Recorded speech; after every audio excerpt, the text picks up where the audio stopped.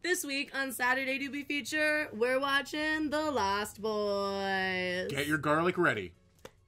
Knives, knives.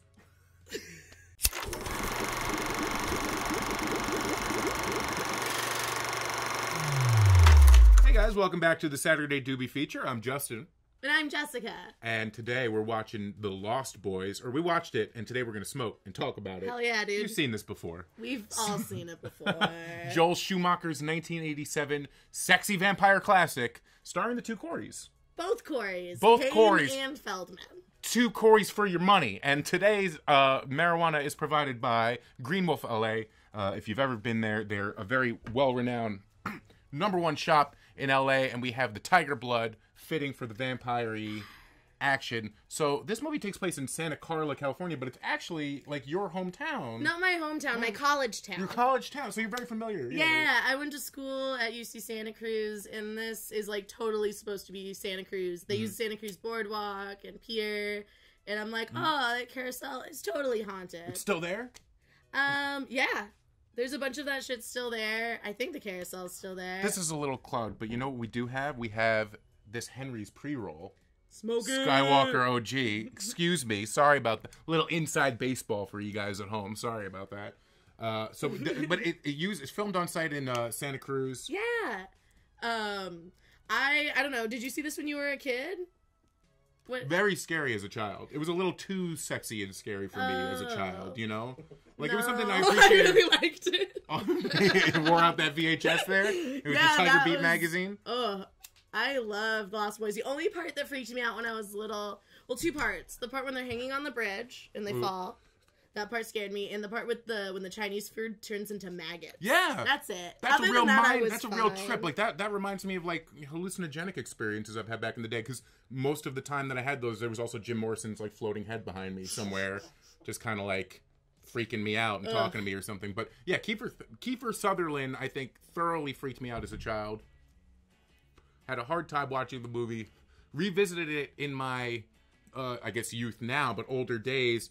And became nostalgic for a time I wasn't even alive for. Like that 80s vibe, that cool, looking like Alex Winter with the one earring. It's so ugly. Everyone's got one earring and like kind of like a little Jedi tail. You know, like they've got like a little thing. Rat tail. Yeah, rat tail. Well, you know, gotta make it sound cooler than that for the kids at home. You don't understand. Both of my parents told me they had a rat tail when I was born. It was just something that like both of your parents 80s. Had a rat tail? Yes. Wow. It was just the 80s. It's what you did. It's the vampires are apparently a part of... Were there vampires in Santa Cruz when you were there at school? Yes. Just homeless vampires? A lot of homeless people. Some could have easily been vampires. Yeah, like at the beginning of Lost Boys, you see that guy. He looks like a homeless David Cross with the hood on. I don't know. We'll put up a picture so you guys can see what I'm talking about. But I also love that... I love that it's a story about a family. Because they're moving away because the mom got divorced and they're like mad at their mom for like dating a new guy. But it's like, but because he's a vampire. Like, he's just so non-magnetic. I think that, you know, spoilers, that kind of turn surprise at the end loses a little bit of steam because like he's such a boring personality the whole movie. And I get it, like that's what they were trying to do, like hide it secretly that Max is like the guy or whatever. But yeah, once you really play into that whole plot of like replacing the dad and I don't want to replace your dad or whatever, really tugs at the heartstrings a little bit. It's so sweet. It's just like it's my favorite vampire movie. I haven't seen any of the Twilight movies. Fan. I haven't seen any of them. I was about to ask if it gets because like there's a decent amount of vampire action in this movie, some melting faces, some flying battles and things like that. That lasts like 15 minutes. Gets wild. They fucked that house bathtub. up. Yeah. Oof. It's just, I love fake gore so much. The Frog Brothers, one of the Coreys, and who's the Feldman, other youngin? And I don't know who that other guy is. One of those 80s kids. They work in the comic book shop, you know, which also, like, where does that art come from? Sorry about that. It's okay. Where does the art... Hey, no worries. The comic book shop, like, has art about, like, the history of the vampires. Like, who made that? I want to know about that. Like, They just, like, some guy in town was like, I'm a great artist, and I'm going to teach you guys about these vampires. Yeah, I love... Yeah, no, they don't even go into the history of the brothers or, like, why they, like, know that the, town is filled with vampires. Yeah, well, apparently it's an open secret, though, because at the end, Grandpa's like, I always hated these vampires, but you didn't you didn't prep the family before you moved. You're like, part of the whole hey, guys, like, be careful for those dang vampires out there. We almost forgot my actual favorite part.